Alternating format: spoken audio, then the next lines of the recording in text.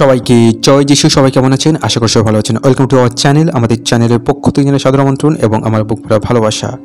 শয়তান এবং তার বিদ্রোহী বাহিনী এই পৃথিবীতে কেন সক্রিয় হওয়ার অনুমতি পেয়েছে? এতক্ষণে আমরা তার একটি কারণ বুঝতে পারলাম। যারা অন্ধকারকে ভালোবাসে তাদের প্রতারিত করার তার উদ্দেশ্য। প্রকাশিত বাক্য পুস্তক অনুসারে একজন স্বর্গদূত একদিন শয়তানকে বাঁধবে এবং সে সহস্র বৎসরের জন্য কারারুদ্ধ হবে। এই বিষয়টি যখন আমরা চিন্তা করি, এই সত্য তখন আমাদের কাছে আরও বেশি গ্রাহ্য হয়ে ওঠে। তার কারারুদ্ধ হওয়ার কারণ, সে যেন জাতিসমূহকে আর প্রতারিত করতে না পারে।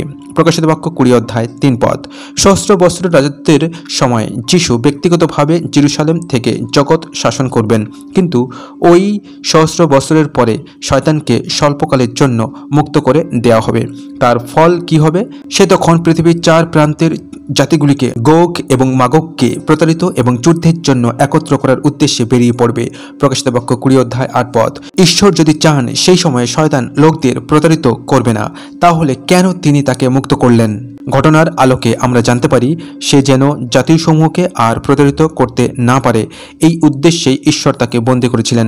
ঈশ্বর চাইবেন শয়তান কাউকে আর কোনোদিনই প্রতারিত করতে পারবে না, কিন্তু তিনি জানেন, তিনি স্বয়ং যা বলেছেন, যারা তা বিশ্বাস করে না, শয়তান কেবল তাদেরই প্রতারণা করতে পারে এবং সেই কারণে ঈশ্বর তাকে এখনও সক্রিয় হওয়ার অনুমতি দেন।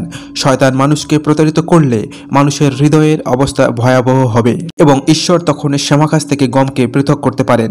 মথিলিত সুসমাচার 13 অধ্যায় 24 থেকে 30 পদ। সহস্র বৎসরের শেষে শয়তান যখন মুক্তি পাবে, তখন ঠিক এরকম ঘটবে। যারা ভালোবাসে অন্ধকার, সে তাদের সকলকে প্রতারিত করবে। তারা তখন খ্রিস্টের শাসন অবসানের জন্য জেরুসালেমের চারপাশে তাদের সেনাবাহিনী সমাবেশ ঘটাবে। ঈশ্বর জানতে পারবেন কে তাকে ভালোবাসে, কেই বা ঘৃণা করে।